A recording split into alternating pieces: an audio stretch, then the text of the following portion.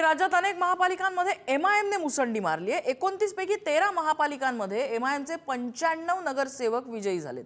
छत्रपती संभाजीनगरमध्ये त्यांचे सर्वाधिक 24 उमेदवार विजयी झालेत। मालेगावमध्ये एमआयएमचे 20 उमेदवार विजयी झालेत। सोलापूर, धुळे आणि नांदेडमध्ये प्रत्येकी 8 असे आणखीन 24 उमेदवार विजयी आहेत। मुंबईमध्ये एमआयएमचे आतापर्यंत 6 नगरसेवक जिंकलेत, तर समाजवादी पक्षाला मागे सारत एमआयएमची सरशी राज्यभर दिसून आली आहे। एमआयएमचे अमरावतीमध्ये 6, ठाण्यात 5, नागपुरात 4 नगरसेवक विजयी आहेत।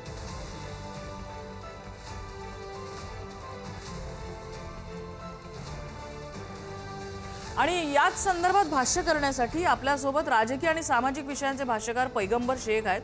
पैगंबर शेख, सुरुवातीला म्हणजे राज्यामध्ये भाजपने मुसंडी मारली हे सगळं वगैरे ठीक आहे, पण एमआयएमने आता शेवटचा आकडा जो हाती आला, 96 जागी त्यांचे नगरसेवक राज्यामध्ये निवडून येत आहेत। 29 महापालिकांमध्ये एमआयएम त्यांचा कॅनव्हास वाढवतीये। मुस्लिम मतदार जो आजवर एमआयएम कडे जात नाही असं विश्लेषक म्हणत होते, तो या स्थानिक निवडणुकांमध्ये त्यांच्याकडे वळताना दिसतोय। हे असं का घडतंय? हे चित्र का घडतंय? नमस्कार. हे चित्र काय पहिल्यांदाच घडलंय अशातला काही भाग नाहीये. याच्या आधी देखील अशा गोष्टी घडलेल्या होत्या। 2011-12 मध्ये जे आहे ते एमआयएमला महाराष्ट्रामध्ये एक चांगलं टेंगूळ आलं होतं आणि त्याच्यानंतर त्या अफूच्या गोळीच्या नशेतून जसा समाज बाहेर निघाला तसा परत त्यांनी एमआयएमला नाकारायला सुरुवात केली। सध्या महाराष्ट्राची राजकीय परिस्थिती जर पाहाल तर मोठ्या प्रमाणामध्ये भाजपच्या माध्यमातून जो आहे तो कुठल्याही निवडणुकीच्या तोंडावर जे आहे ते मुस्लिम द्वेष पसरवला जातो आणि त्या सगळ्या परिस्थितीमध्ये मुस्लिमांची एक बाजू घेणार, एक वैचारिक बाजू म्हणा किंवा कुठल्याही पद्धतीने एक मानसिक आधार म्हणा, हा काँग्रेस, राष्ट्रवादी आणि इतर कुठल्याही पक्षांकडून दिला जात नाही।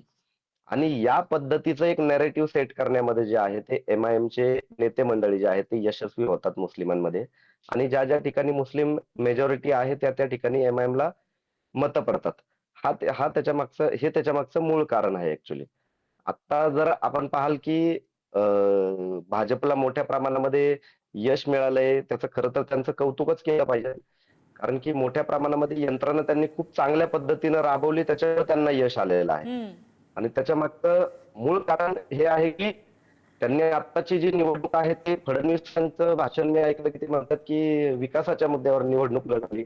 मुळातच ही संपूर्ण निवडणूक जी आहे ती मास लेवलला गेली। 29 महानगरपालिकांमध्ये निवडणूक होती। ही निवडणूक महानगरपालिकेची आहे असं कोणालाही वाटत नव्हतं मुळामध्ये की मूलभूत ज्या समस्या आहेत त्या समस्यांवर ही पैगंबर शेख, थोडंसं याच्यामध्ये थांबवते तुम्हाला। एक जो प्रश्न याच्यामध्ये होता की ज्या जागा समाजवादी पक्षाच्या येणं अपेक्षित होतं, जो मुस्लिम मतदार काँग्रेस किंवा राष्ट्रवादीकडे जाणं अपेक्षित होतं, तो कॅनव्हास एमआयएम कॅप्चर करते का? थोडक्यात कंटिन्यू आता एमआयएम जर मुस्लिम प्रश्नांवर जर बोलत असेल तर त्यांना तो कॅनव्हास का मिळणार नाही? म्हणजे त्यांना रिस्पॉन्स समाजामधून मिळणारच ना।